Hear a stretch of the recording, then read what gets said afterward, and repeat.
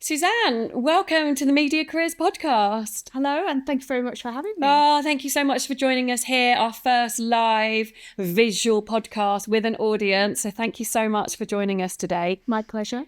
I'm really looking forward to chatting with you about your career and how you've got into the BBC and your current job in media operations. But in our podcast, we always rewind and start at the beginning to find out what people were like when they were young, so we can see if there were any traits or hobbies that then kind of lend themselves to the roles that you find yourself in now. So with that in mind, can you tell us what you were like as a child, and did you have any particular interests or hobbies? Gosh, I am casting my mind back a rewind. long time. I think as a child, I was always really just very curious. So I wanted to know what was going on. I wanted to, I loved hanging out with different types of people. So I was in lots of different groups. I wouldn't say I focused on one particular thing either. At school, I had quite a general education. I did arts and science. But, and in my personal life, I love tennis. Tennis, okay, so you were sporty. Yeah, I did a lot of sport, but I come from the same town as Andy Murray. Okay, so, very good. Tennis is a theme. Tennis is a thing. I used to hit tennis balls to Andy Murray. Did you? Yes. Claim to fame. Claim to fame. Love that. He was much younger than me, but while I was warming up for my tennis coaching, so I did tennis, but I also did other things like played in an orchestra. So I did that, and we used to go off and do concerts all over Scotland. So I grew up in Scotland, so we did concerts in Scotland, and we even got to do concerts in France, which was amazing. Then I was in the guides, which I enjoyed as well. So loads of different things. I made the most. I grew up in quite a small area. We were about an hour from Edinburgh, so we didn't have a lot of big city stuff, but we had a lot going on where I was, so I was tried to get involved in a lot of that kind of thing. Would you say you were academic? Yes. Were you? Yes. I really enjoyed school. Did you? I worked really hard. I don't think anything particularly came that naturally to me. Probably we all know people who don't have to study very much and get good marks. That could just fly through. You fly through. That wasn't me. No, it wasn't me either. I really had to Yes, I struggled to get to that level. Yeah, and I worked really, really hard. Now, and I put a lot of pressure on myself, I would say, as well, because I wanted to do well. My school encouraged us to all do the best that we could. My parents themselves had done well in their jobs, but through a lot of hard work. They hadn't been to university. Those opportunities hadn't been available to them. So I was the eldest child, and so both my school, but also my parents were very keen that I made the most of the opportunities that I could and that were given to me. And so they were keen that I went to university. Yeah, and that's quite a lot of pressure, isn't it? Yeah. Because I think particularly if you are the first to then go on to do something like that, which is esteemed to be prestigious, and actually, as you said, like making the most of the opportunities that you have, that is a lot of pressure. Was there an angle of like what you should go on to do in terms of a career? Was it that you should become a lawyer or? My mother was a careers officer, so I don't know if you still have them in schools, but my mum was a careers officer, so I got access to an awful lot of careers advice. But did I take it? No, because What did she want you to go on to do? She wanted me to go on to a job with a good graduate scheme and a good pension. Which, when you are 18, the pension is the furthest thing from your mind, and probably is furthest thing from our audience's mind as well. I think so. When you're a bit older, like I am now, you're like, thinking about your pension, and is it a good pension, and all of that kind of thing. So your priorities do change. But when I was your age, and when I was thinking about what next, I was thinking about excitement and this is going to be brilliant. So I wasn't thinking along the same lines as my parents. So I didn't take their advice. So what advice did you take, and were you aware of the media industry at that point? Yes, I was, but I didn't really know how to get into it. Yeah. But I knew I loved it. I'd always loved it. So from a very young age, I'd loved reading the newspaper. So every day we got a newspaper delivered to our house. That's, clearly something that doesn't happen now. And I used to love it. I would read it from cover to cover. We also, as a family, sat down and watched the news at night, so I enjoyed doing that. And I watched Newsround. I loved Newsround. So a brand that's still going, I'm sure you all know it. I absolutely love that program. And I remember the moment when I decided, I think I was about 9 or 10, when I thought this would be really interesting. And there'd been a space shuttle that had gone up and it had a teacher on board. And this was one of the first times they'd taken civilians into space. So Newsround had done an awful lot of coverage on it. And then it blew up. So it was terrible, terrible tragedy. And it was all over the news. But Newsround, I think, were the first programme to have the pictures of it. And I just thought, wow, that's, because I'd been covering the story, I felt so, covering it as in terms of watching it, I felt so involved, and it was so shocking. But I thought, this is incredible that lots of people coming together to try and understand this story and the tragedy around it. And I just thought, wow, that's so interesting. So it really heightened my interest in the news and, how we cover major events and all of that. So I was always really interested in it, and always really interested in television. I love watching television at the time. So that's from that early stage, I was really interested in news, how news was made, how it was covered. That was kind of a thread. Yeah. What strikes me about that also, just from the example you've just given with the space shuttle, is actually it's about the story. And actually, sometimes we don't associate stories with news, but actually that is what you're telling, whether that's on radio or television. You are telling people stories and what's happening. And that's what strikes me about you, just so like reading it, the newspapers cover to cover, that you were absorbing all of the stories that were being given to you. So that kind of passion and interest. So you go on to do kind of your exams, and then then it sounds like you do go on to university as well, or did you? Yes, I did. So you did fulfill your parents' wishes. I did fulfill my parents' wishes. I did have a moment of rebellion where I said, "Did you love that? Love a bit of rebellion. On this podcast." I'm afraid it didn't last very long. I said, "Oh, I don't really want to go," and everybody piled in and said, "Sorry, I think you should go."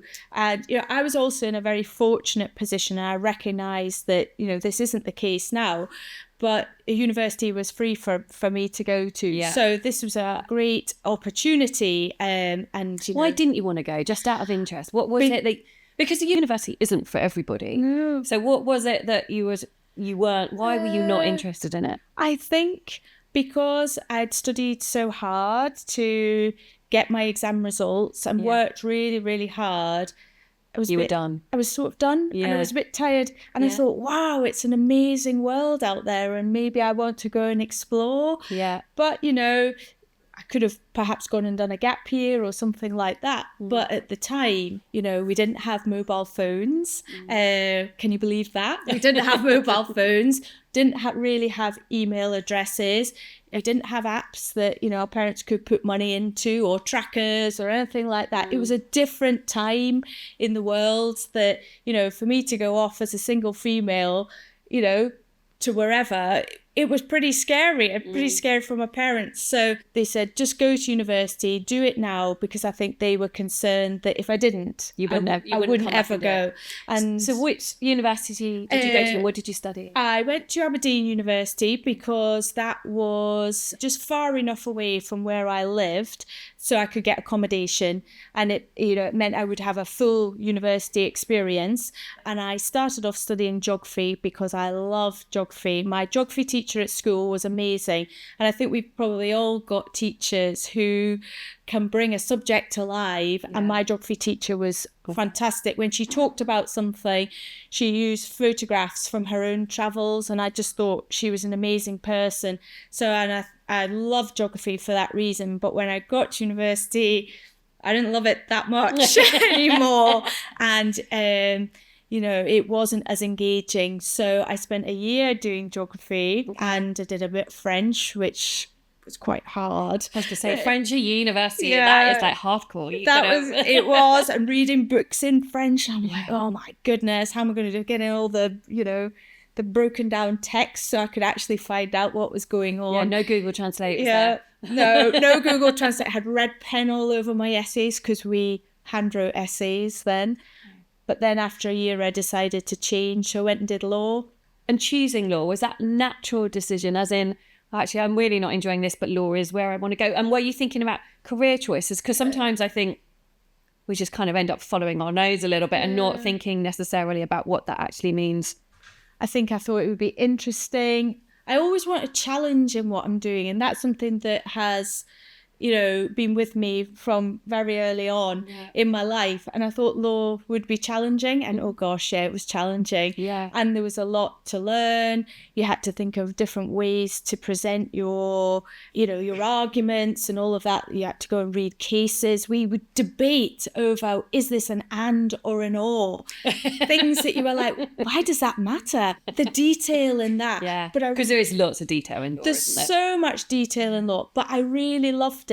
And it wasn't just, so we did conveyancing, like how to sell a house, we did family law, but I got to do things like space law, which is, that is a bit mind-blowing. Yeah, really interesting. Where does space begin? Well, where does space begin? How far up and where does space kick in? If you've got a satellite in space flying over a country, taking pictures of what they're growing in the fields, what implications are there of that? Yeah.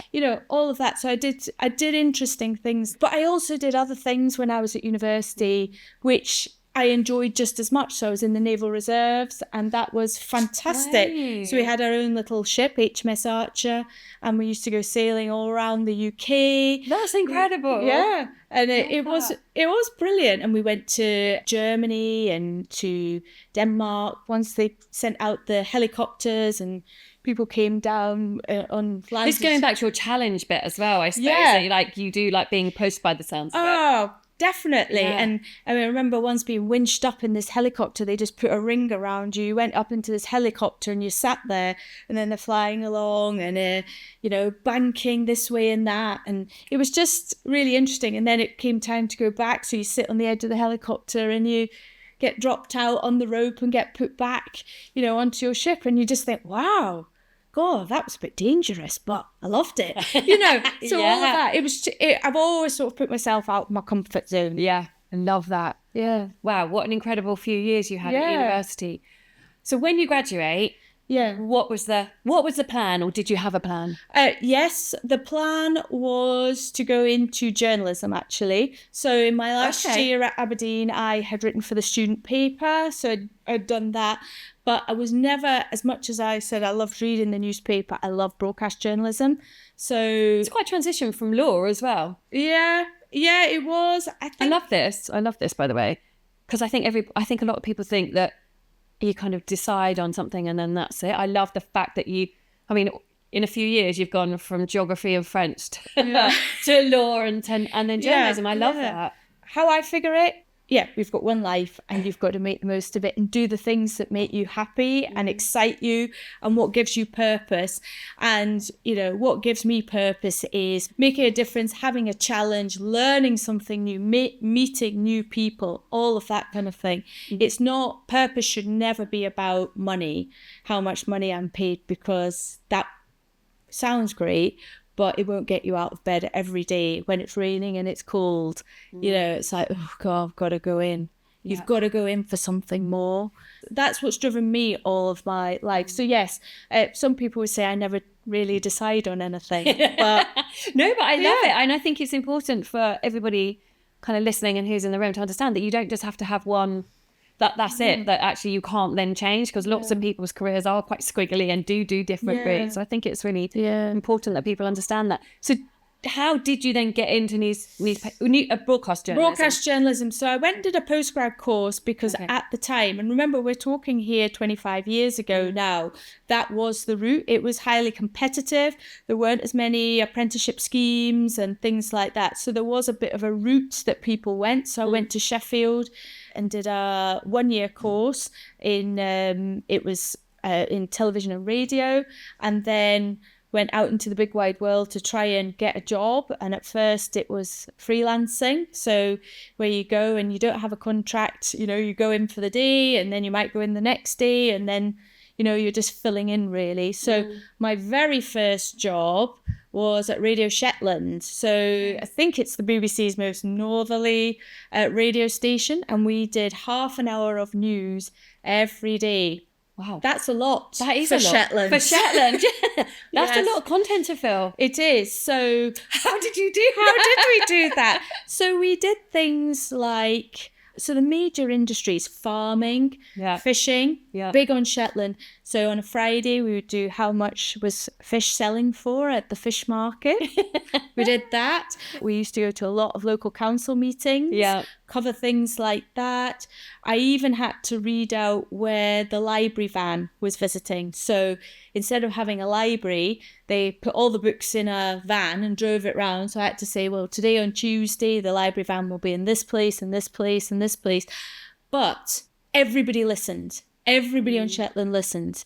And, I go back to my B&B where I was staying, and the B&B owner went, oh, you did so well today, but you just said this wrong, this wrong, and this wrong.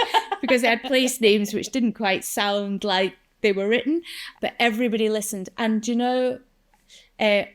I was there and I was so welcomed. And people go, are you Suzanne from Radio Shetland? I'd go, yeah, I am. And I am like Suzanne. I felt like, yes, I've made it. I've really made it here. And everybody knew who everybody knew you. Would you like to come to aqua aerobics next Tuesday? It's like, no, but thank you. But that kind of community feel. And that's what's really important, is that our services bring people together and people rely on them. And it's never underestimate the power of what you are doing, because you're bringing people together. I think more recently we've seen that during COVID. So not that long ago, I mean, we're all affected in ways that we could never have imagined. But people really relied on the media to know, well, what shops are open? Where can we get this? How do we do this? It was a real sort of coming together moment and providing information. So never underestimate, the power of what you're doing, whether it's simply saying, where is that library van going? Or, the price of fish. We had a big row, which kept us going for a couple of weeks, about we had the foot and mouth crisis. So probably all too young to remember that, but that was a big thing at the time. The pictures were terrible. It was awful for the farming communities, and it was terrible. And somebody broke the voluntary restrictions to move livestock from the mainland to the island. So we had a big row about that, because, the farmers were like, this is terrible. And other people were like, I've got to have a livelihood, And so we gave, it was about debate, but we had to reflect both sides of it, because, you don't take a side, you just present, the viewpoints that are there. It sounds as though that role really gave you a grounding in a few different things. One, kind of journalism, but also that, as you said, that impartiality, that community, that understanding of the BBC values, but also for you in your kind of career and what you go on to do next. So you kind of maybe had a better start in that way, that actually you were kind of thrown in at the deep end in that kind of local perspective way.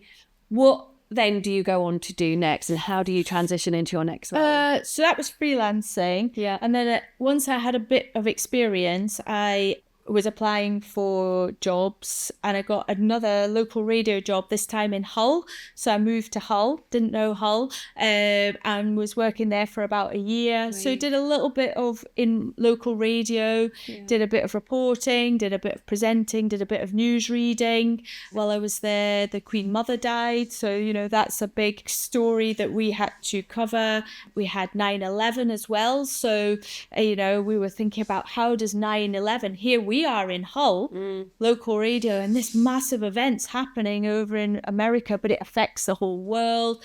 So you were working on so many different levels. So did that. Did it feel as though you were kind of found your mojo in terms of your career? Were you like, this isn't actually where I am meant to be? I wasn't meant to be a lawyer. I wasn't meant to be speaking French in another world. No, did it feel right? It felt right, because it was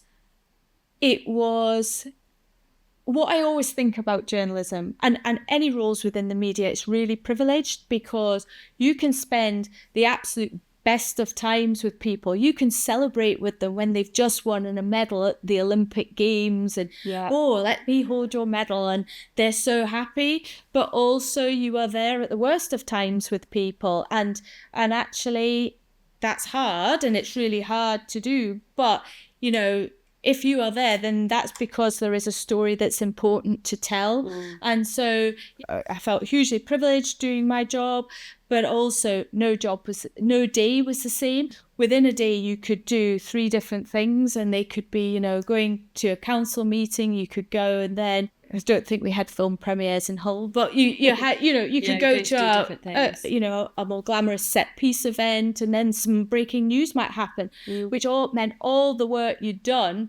Oh, we're not doing that because we're focusing on this breaking news, all of that. So nothing was ever the same. And I loved it. And it was creative as well. Yeah, and I think that's what's interesting, isn't it? Because you just talk about that breaking news piece, that just when you're working in that live environment, things can change like within a second and, you know, half an hour before you are due to go on air. And actually that flexibility, the agility, as you said, the creativity, the teamwork, the camaraderie that you've got between all of you who are working on that particular show is extraordinary, right? There's nothing else like it, I don't think. And if you thrive on that environment, then you're going to do brilliantly in this kind of type of career in journalism.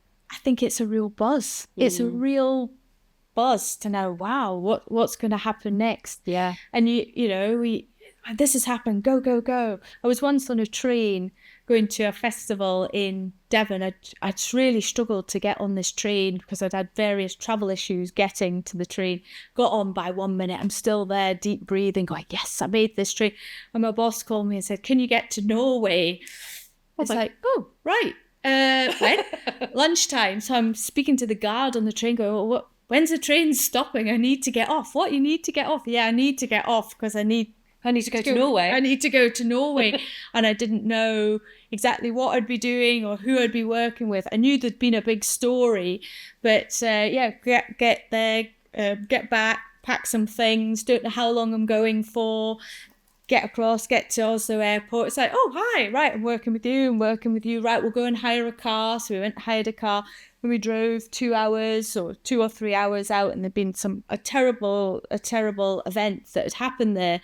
And so we were there for a couple of days, and then they said, right, we need you to go to Oslo now. So we went to Oslo, and we were there, I think, for about 5 days. And then they said, okay, you can go home now. And I mean, that's a bonkers life to live as well. Like, because you can't plan for anything really. Like if you're required to go to Oslo, you've got to go to Oslo, right? Yeah. And also I think what struck me about that as well is just like the problem solving that you have to do along the way. Actually, we need a car, we need to get there actually with my team, and like how we're going to work this is kind of thinking on your feet as well, isn't it? Yeah. What I love about it is it's a bit of everything. Yeah. It's a bit of everything. You're dealing with people. Yeah. You don't know how those people might be. People might not want you there, but you know, you have every right to be there. It's, oh, what are we going to do? Oh, this is broken. How are we going to fix it? How are we, you know, when we were there, because people had come from all over Europe, everybody was working on different bits of technology. So what we'd filmed on our camera would play out from that truck. You know, we've got a lot better and more standardized now, and you know, technology is more agile. But at the time it was like, well, how are we going to get that back? Right, okay, let's, you know, and I can't remember what we did, but you know, all the time you're thinking about it, you're working to time as well. It's like, right, when's our next big deadline? Okay, right, well, we can't do that perfectly, but we can get that, and that will have to do for that bulletin, and then we'll work on that for the next one. So all the time you're prioritizing, you know, and problem solving, as you say. Yeah, it's exciting and really exciting and dynamic. Yeah. But at the same time, you know, I think you have to go into it knowing that that is going to be your lifestyle. Yes. So, you know, I've missed birthday parties, I've missed holidays, festivals. Like when I went there, I've never seen what that festival was like. Never made it. And so they're the sacrifices you make. But, you know, and I suppose for me, it got to a point of, I've loved doing it. I've really loved doing it. And, you know, but when I got called, you know, at 4 o'clock in the morning to go and stand at get a crew out and a truck out and do lives for breakfast at Glasgow Airport, or no, right, the back end of the day now, 10 o'clock at night. Yeah. It takes its toll on you, and you have to make a choice about what it is you want to do. And I wanted to perhaps have a more stable personal life. So then I chose to go into a job which gave me more regular hours. Yeah, that makes total sense. Before we just move on to that and the kind of the roles that you've then had into your current role, what kind of skill sets, if anyone's listening in the audience or who are listening online, what kind of skill sets do you think you need and attributes you need for that kind of on your feet role where you're reacting to the kind of situation that you're in? I think you need to be curious. I think you need to be resilient. I think calm would be, I suppose, not skills so much as characteristics. Yeah. I think, in terms of skills, think about, you're working with people. How are you going to get things done? How do you bring people with you? So are you a great people person? Yeah. Because it's, what are stories? They're always about people, really, aren't they? Yeah. The stories that matter are all about people, and you want to get the best from them. So it's how do you work with people is one of the biggest ones. Yeah. Amazing. I love that. And actually what's really interesting about that is that qualifications never came into that. So interesting. No. And actually I think what the BBC, not just the BBC, all media organisations have realised is when I was talking about, I went to university and then I did a postgraduate course, that's one route. Yeah. But actually, if everybody does that route, then everybody is the same. Yeah. So we all look at the story in the same way. We're not reflecting the story for our whole audience. So the best newsrooms, the best teams are ones where we've got diversity. So when I worked at another company, somebody came to me and said, look, I've never done any of this before, but I'm really keen and passionate, and she could talk about how much she loved doing the news, all of that. It's like, great.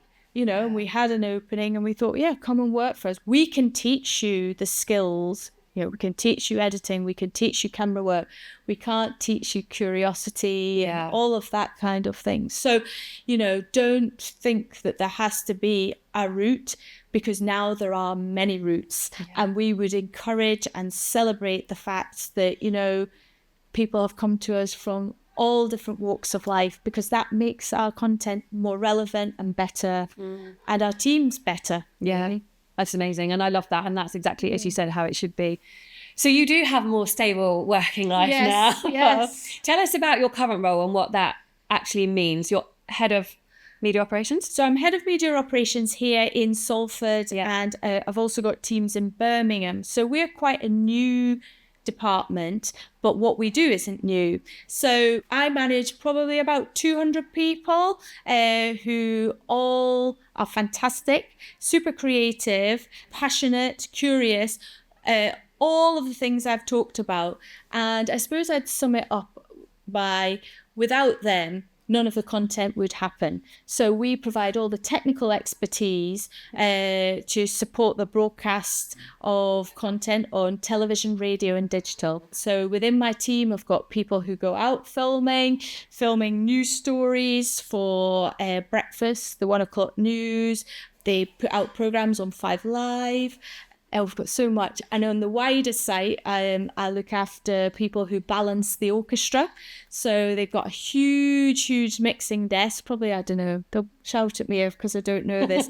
40 odd faders on there so that they can balance the orchestra. When we do concerts, they go out and they make sure it's sounding great. We've got people on the team who bring all their technical expertise to put drama together. So someone was telling me that they were recreating something medieval. I think it was a medieval scroll or something like that. So they helped create the sound effect for what that would be. I love that. I mean, that's so detailed, isn't it? What does a medieval scroll sound like? Yes. And that's just like, it's extraordinary that is someone's job. Yeah, so they think about all of these things and how will the sound all fit together, because if you think about it, pictures and sound, they're extra layers on top of the words that add the atmosphere, they add the sense, the context, all of that. They add the interest, they bring it alive, they make impact. So it's really important what our teams do.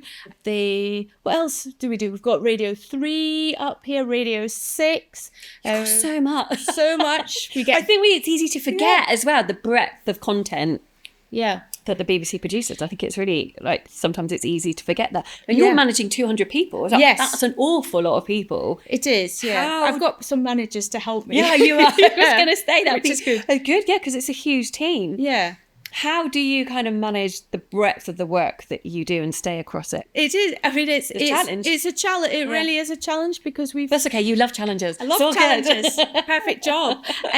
Because we've got a lot of daily output. We've got a lot of business as usual day to day. But then, you know, at my level, I'm looking at the strategy. I'm looking at new technology coming in. Yeah. How are we going to do that? So I'm working at lots of different levels. Yeah. So it does require me to prioritize. Yeah. It requires me to delegate.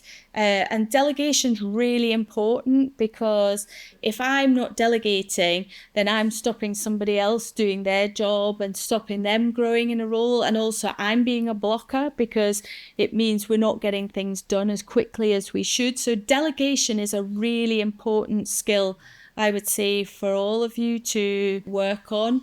It's not always about doing everything yourself. And so I do all of that sort of thing. And, you know, my background is journalism.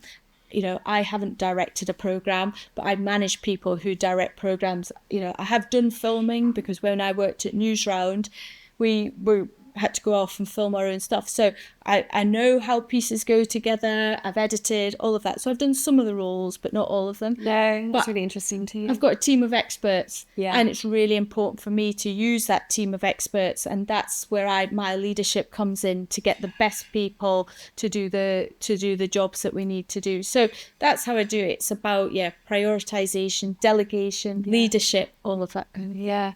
And you mentioned technology there. We were talking just before we came on air with our students in the room about technology and where they view their content. It's changing so rapidly, isn't it, content and the media world?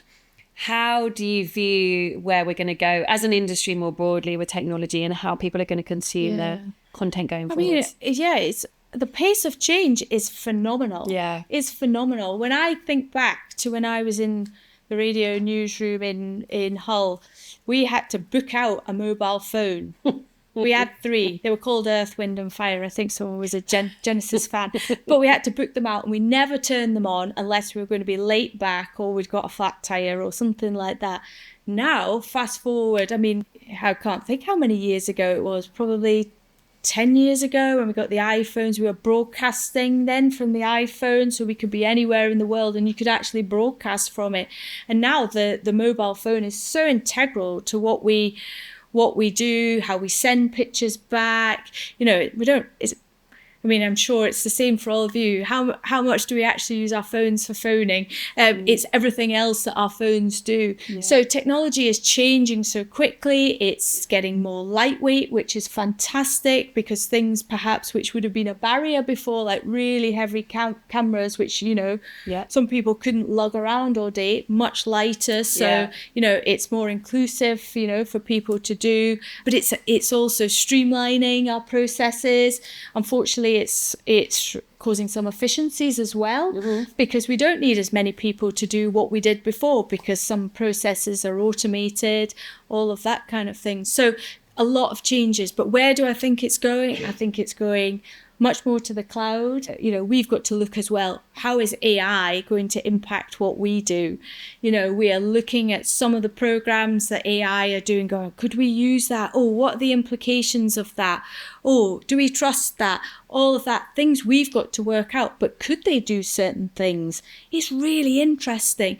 So I think this space to be in is really challenging. You know, we've got to be creative. But it's also super interesting because of the pace of change, but also what we could achieve. You know, do we need to be, you know, could we? You know, there are companies that have one gallery and, you know, programs all around the world are controlled by that one gallery. You know, we do programs where the studio is in Nairobi, but the gallery, so the people going, oh, cut, move on, all of that, are in London. You know, that's incredible. So, everything is changing so quickly. You would be coming into the industry at a really fantastic time. And, if you are curious, if you want to push how we use that technology in different ways, great, think about that. We're just about to launch Newsround from the second floor in this building, and we're using new technology to do that. Much more lightweight, fewer people needed to put it out, automated cameras, all of that kind of thing. All change, right? All exciting, change, yeah. And dynamic. And I think it's about being comfortable with change. Yes. So as humans, change, we like our routines fundamentally. But the world is changing so quickly in every aspect, in every industry. And, you've got to be comfortable with change. I always think about it. You've got to call it riding the surfboard of change, because there are ups and downs, and you've got to be comfortable riding that surfboard, because that's the time that we are living in at the moment.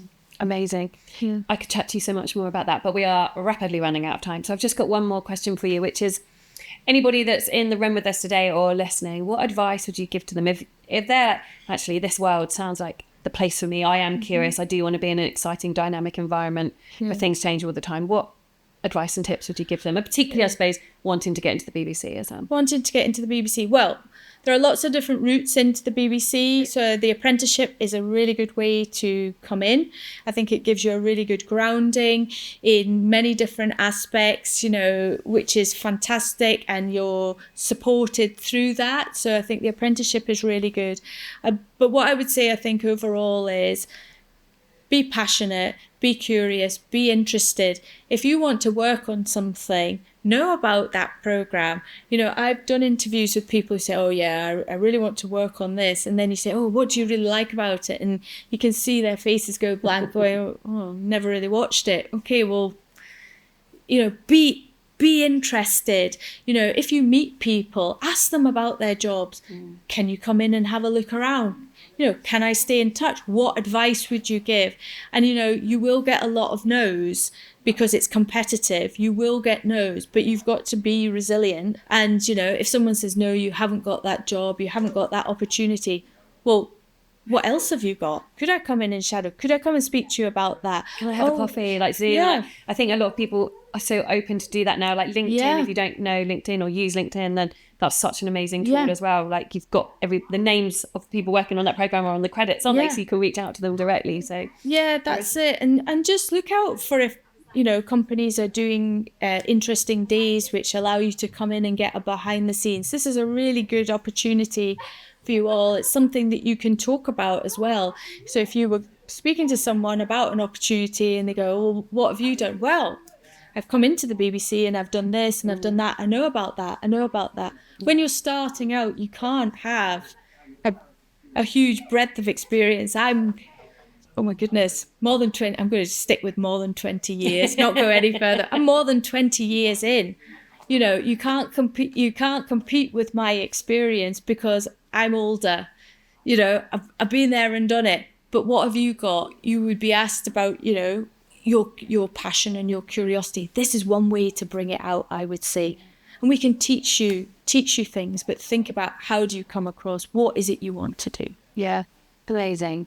Thank you so much, Suzanne. Pleasure. It's been an absolute joy talking to you today. And good luck with everything you do in your career going forwards. And thank you to you for joining us. Please give Suzanne a round of applause.